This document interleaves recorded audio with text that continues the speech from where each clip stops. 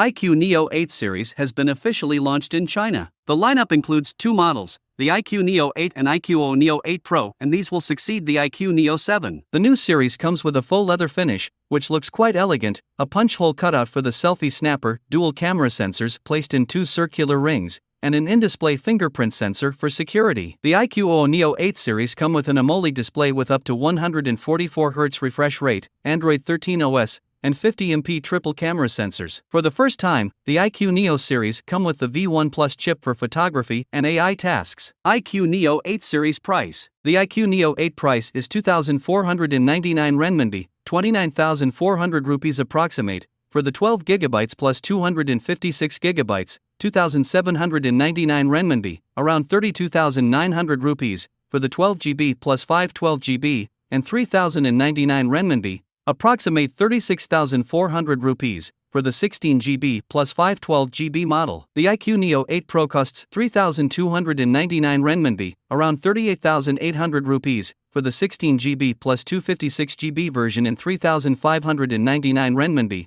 approximate 42,300 rupees, for the 16GB plus 512GB model. The phones will be on sale in China from May 31st.